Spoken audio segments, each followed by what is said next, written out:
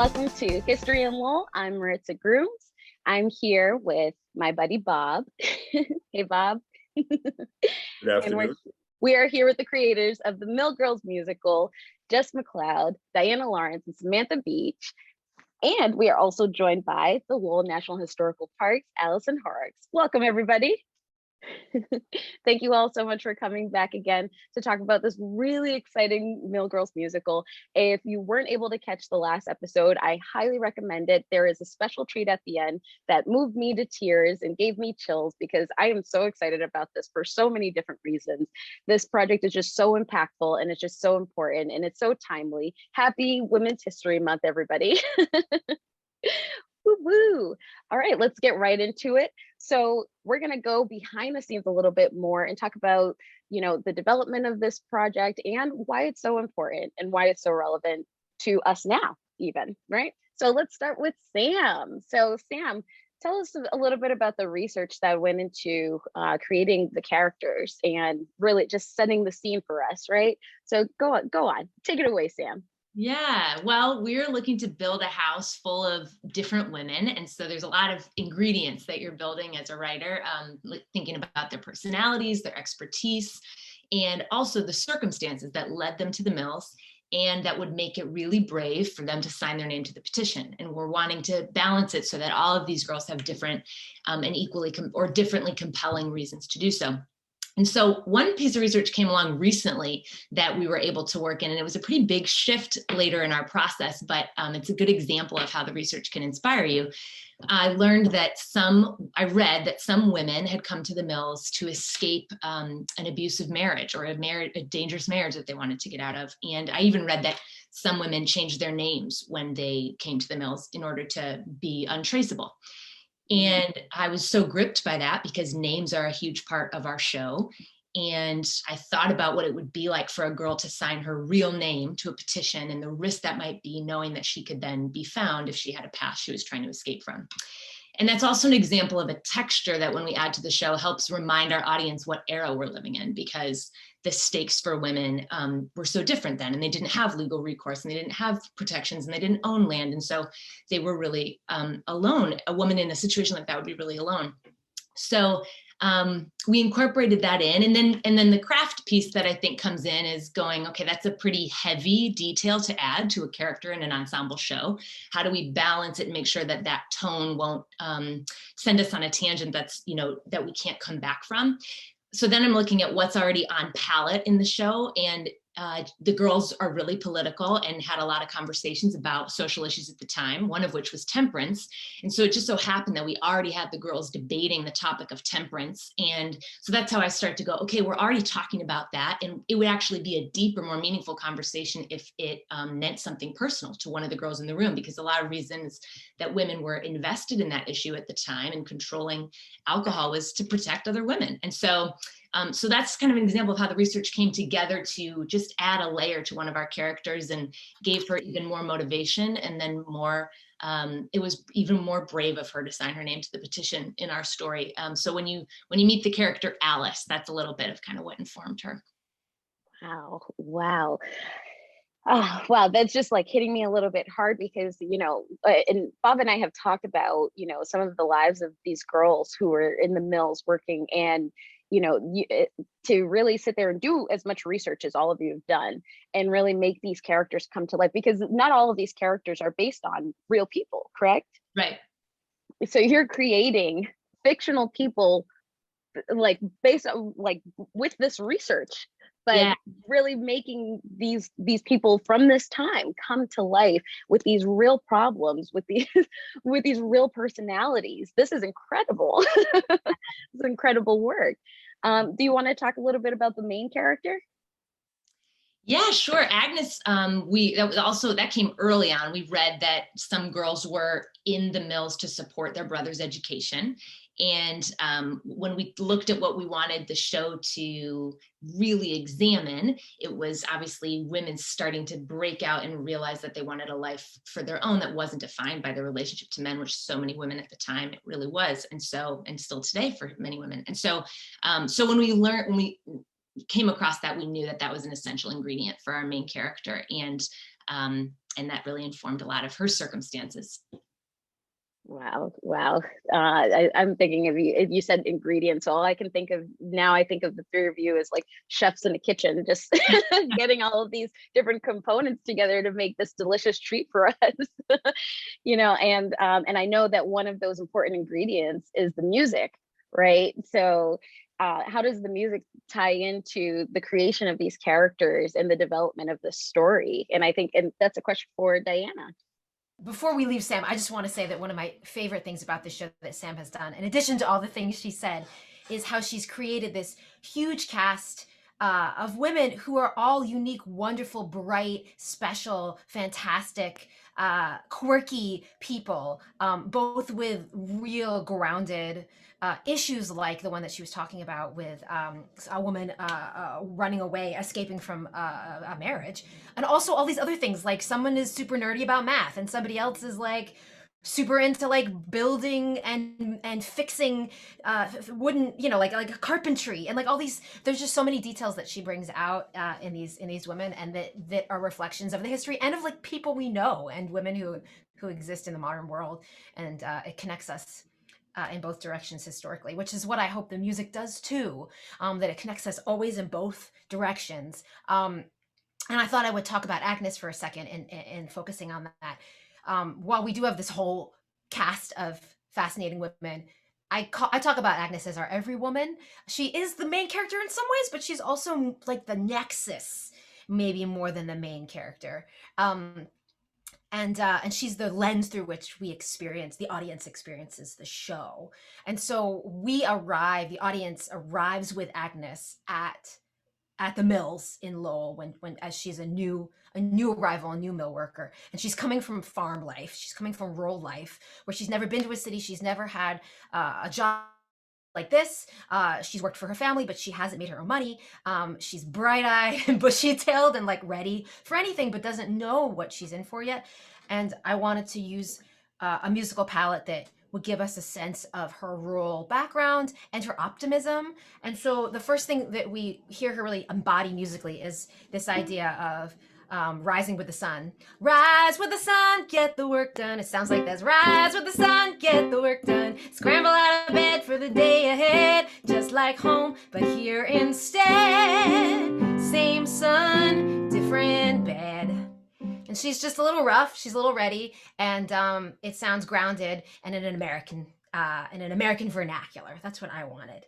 And then as we move through the show with her, she starts to get bigger ideas given to her by the urban environment she's in, by what she's reading and learning about, by her community, her new community of women. Her community previous to this is her family, and she's seen as a child and as a young person who might not have much agency. And in this environment, she's her own purveyor of ideas.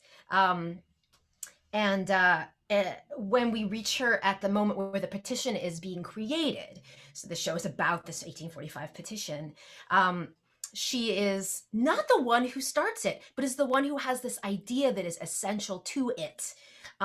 We landed on this idea of what is a day for?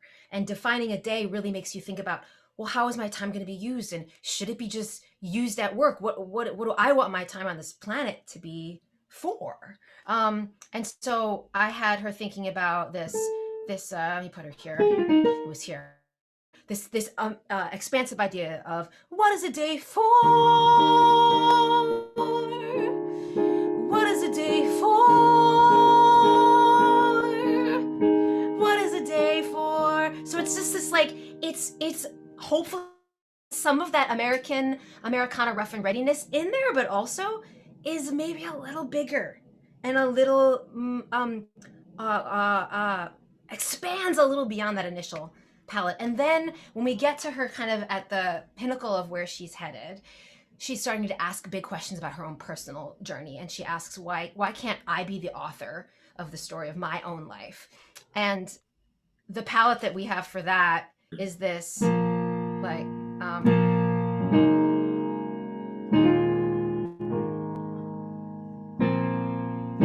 it's got these kind of big wide chords, and then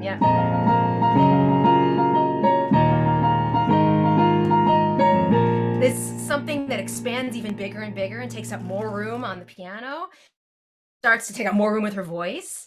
And we hear her sing bigger and prouder and bolder than we have in the entire show. And I won't sing that now because we're going to hear it on the EP. I'll leave it.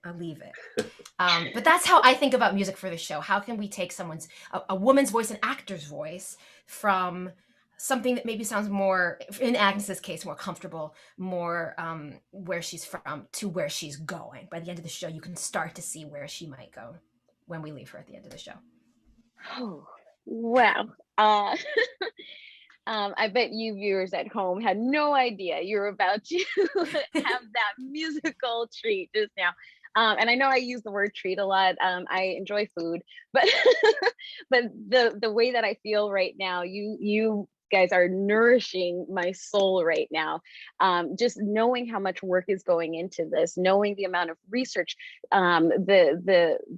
the lives that these women were living, and to create all of these characters, and then to sit there and create, along with the research, create this this beautiful music to really speak to not just like you said, the every woman, right, at the time, but also issues that women are facing now. Like I'm sitting here thinking like, man, I cannot wait to listen to this EP. I know this is about to be the soundtrack for my life. Like, as a woman who, I can already see myself in this character, bright-eyed, bushy-tailed, and then, whoa, the world is really heavy and there's a lot of actual things going on. And, finding your agency, finding your independence, and learning to find your voice. And actually Lowell has been a place like that for me. So that this is really a personal thing for me. This is really what we're talking about, how this musical is impacting my life already. But if we can make everybody feel that way, that's it. You got it. I am so pumped about this. Oh, like the more and more we talk about this, the more I get excited about it. So we've talked about, what goes into creating the characters. We've talked a little bit about Agnes and the music behind Agnes. Now, Jess, let's talk about the structure of the show. And in no way do I really want to speak to the breadth of work that you all have done. It has been some work you all have put in here, and I really want to honor that. So Jess, take it away. Let's talk about the structure of the show. Let's talk about all of the other things that go on behind the scenes here. Yes, Jess, go ahead, because I will just keep going. Thanks so much, Maritza. I mean, honoring that is really great and means so much to us. And also, it is, while it's hard work, it is always the most fun work, because what we're always doing is trying to figure out how to create the newest experience for the actors, for us, for everyone working on the show, for the audience, over and over and over again. One of the things we thought about when we looked at how to create what kind of show we wanted to make, I remember looking around and being the age of the girls, being a teenager, being in high school, and thinking that each musical that I was auditioning for in high school had an ingenue, which I never was, and an old character lady, which I sometimes was, and there was nothing in between. And if representation matters, which it does, I would look at those shows and I would think, well, so who am I supposed to be? If I can't see myself on stage, what does that mean?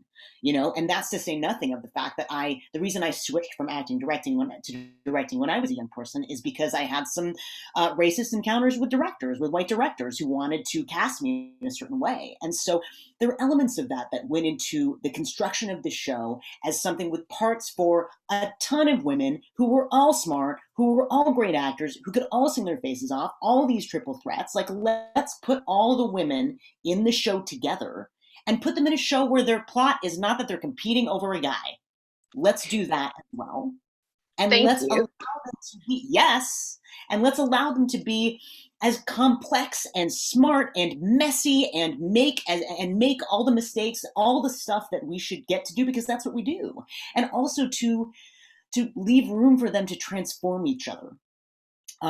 Because that is, I just think we don't see that in musicals enough. It's like we get it a little bit in Wicked, and that's about it. And that was more a male creative team than a female creative team when you look at the numbers. And ours is an entirely female creative team for that reason, to make sure we are making something that is by us and about us and for us. And and that has to do with allowing whoever wants to be in the show can be in the show, and you don't have to worry about, because our show is not about race. It's a little bit about class, but class can cross a lot of ways.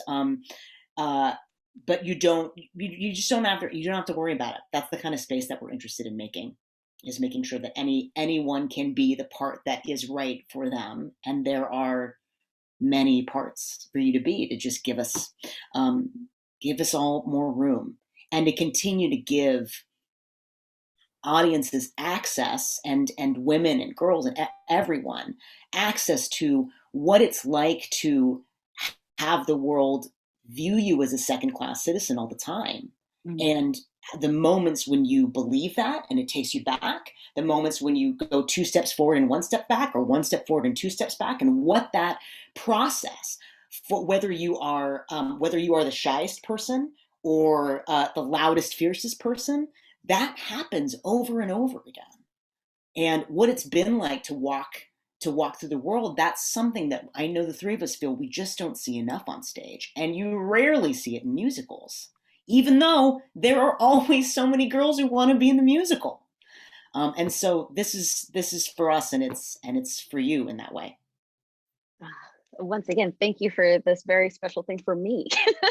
but seriously, because it is, right? It's not just for me, it's for every woman who's ever been looking for herself in any kind of form of representation. It's for every young girl. And I think especially of my Lowell girls, I get to work at a youth organization where I worked with girls in Lowell for 7 years. And I think about the lack of representation. We talk about it on the show. I've talked about it at public forums. Lowell has a problem with that lack of representation and the inadequate and proportionate representation of its population. And I think that you were talking a little bit about that intersectionality piece also, being able to see yourself in a space where you don't normally, and and that's so important. And your cast really does that, right? You've got this diverse cast of incredible women. And I mean, look at the creators.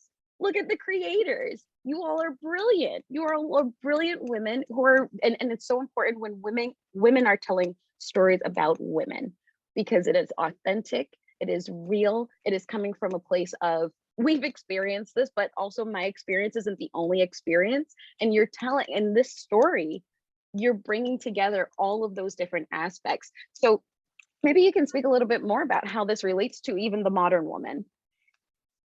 Yeah, thank you. That's such a wonderful question. And I love the way that you've put all of this into the context that we're living in.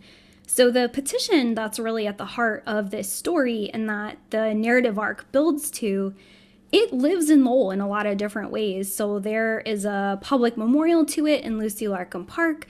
There is also a portion of an exhibition dedicated to it in the Mogan Cultural Center. But I think what this musical and what this EP are able to do is it puts it in your ears and your pocket. And I think it makes you feel something about a document that I think maybe has become a bit static in people's minds. So when you're walking through Lucy Larcom Park and you see the small little kind of memorial to it, it's stone. And then you go into a building and you see it and it's affixed to a wall. And what being part of this process has done for me also is it's made me think a lot about even more, who are all of these people who put their name to it? Every single person had to be recruited. And we've asked ourselves this question of like, well, who are the prominent people? Who can we pull out from this petition? And I keep thinking of Emily Dickinson. They're nobody. And they're nobody too. And, who am I to pull out these people? And I think what's been so important is we're not finding 2,000 prominent labor leaders who make a living that way for decades thereafter. We're finding ordinary people who otherwise actually slipped through almost every other historical record, and particularly women, because women tend to marry and change surnames. And this is it, right? This may be the only time that we have access to these people in a historical record. But if we know one thing about them, we know that they're brave, right? So I think it's not just about representation, but representation of values. And you might think, with everything happening in the world, why think about even recreating a petition from 1845?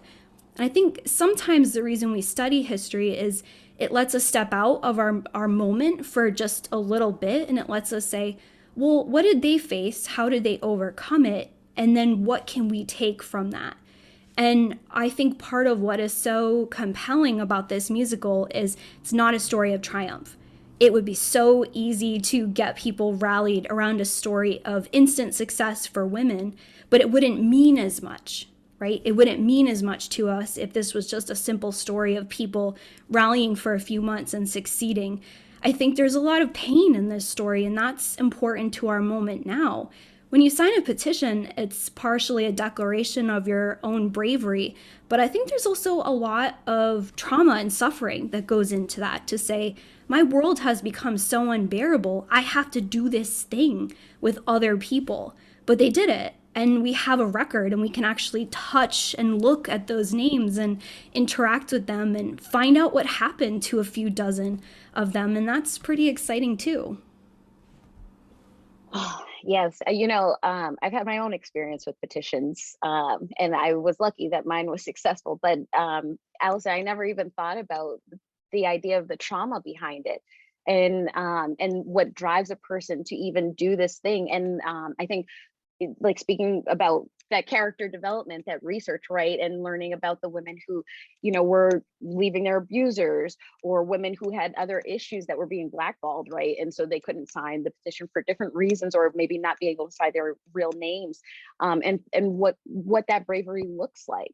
And we think about, activism and things, and people don't think that, oh, signing a petition is not a big deal, but how this was such a big deal, and it wasn't successful, right? and that's important too. And so maybe I know we're quickly running out of time here, but maybe, Bob, can you talk about the importance of labor movements and why and how this is relevant to this project, and how sometimes we need to fail in order to make progress over time?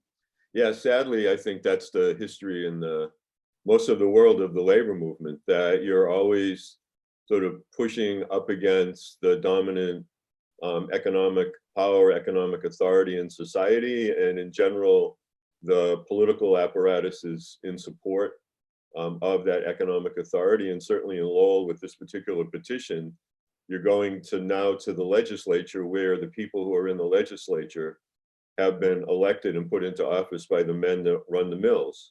And so it's a rigged game before you even get there. And so, and this is fairly typical, sadly.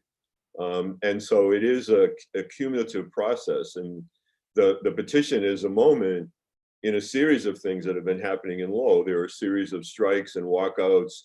There's something similar to a rent strike when the boarding house rents go up. There's a lot of times where workers just refuse to go to work. There's also occasion where workers just leave, they can't take it anymore, and so they're voting with their feet that the working conditions are horrible. And the petition is the culmination, in a way, of from the early 1830s to the mid 1840s of an accumulation of lies, because young women are recruited to the city with this veneer that it's going to be this really cool place. You're going to get to see some poets, and you're going to get to, hear some choruses and some music, and you're going to be able to, go out and have all this cultural fulfillment. There's certainly some of that, but behind all of that is working 12 to 14 hours a day in a mill, and that gets old really quickly. And so I think that that's going to continue past 1845. Not a lot changes, and in reality, in America, in American labor history, in terms of the struggle for a shorter workday, that's going to continue until the 1930s.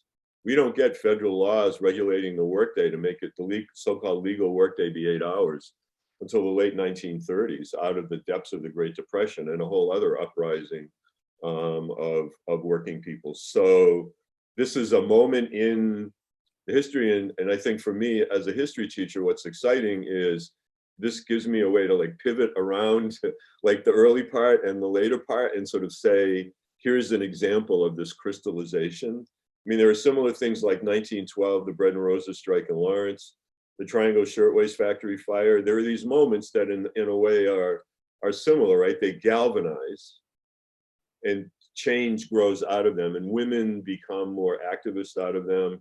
Frances Perkins, who becomes the first Secretary of Labor, the first woman in a presidential cabinet, is a witness to the Triangle Fire. And that's seared literally and figuratively in her brain as she walks away from it. And she ends up becoming a crusader for workers and for women workers in particular. And so this is the same. And, you know, being able to, as Allison said, pick out some of the people, and I know that what she's been doing is trying to figure out what happened to them, is really important to see what happened when they left and they went back home. Were they some sort of an activist in the community where they lived? How did they impact the community around them? Were they fighting on the grassroots level back in New Hampshire for better schools or whatever it would be? And my guess is that that's not the case for everybody, but it's the case for a goodly number of people. And so I think the musical will provide this rich vehicle for like just a massive amount of conversation, which is brilliant. And I think, you know, even if you don't get the change, make the change you were trying to make, I think that the participation changes you. Yes. And the show's about that in some ways, and it's been about that for us. And I think it's the way we keep going until we achieve the change we want to make. Yes. Woo. Yes. That's what we have to do. And that's, I think, what all of us are doing in our own ways. So someone, please tell us about some exciting events that are happening this March. There's a few things coming up. So who would like to talk about that really quickly? So starting on Monday, March 8th, we'll be sharing a few of the songs from our show. We invite you to listen to them.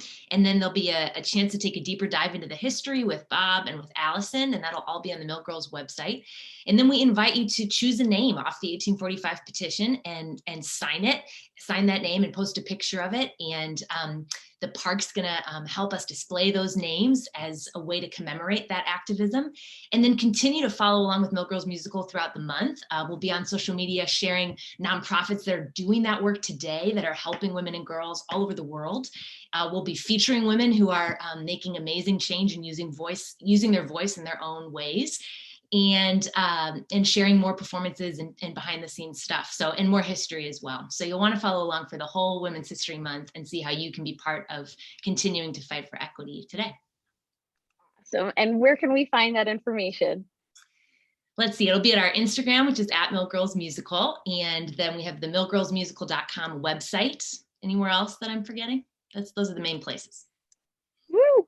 Awesome. Thank you all so much. I am so excited. I personally cannot wait to listen to this EP. I know I'm going to be walking around Lowell, down by the boot mills, down the courtyard, just imagining, well, this is real. This is real for me. And I can't wait for the rest of Lowell to be able to enjoy this in the world, right?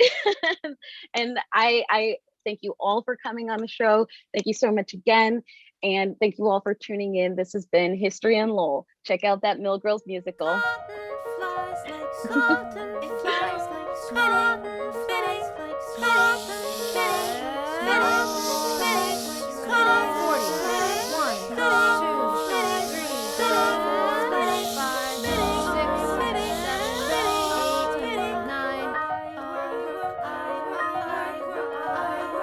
You may well wonder what world awaits you here at the mills.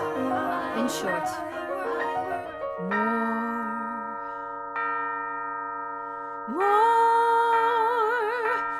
more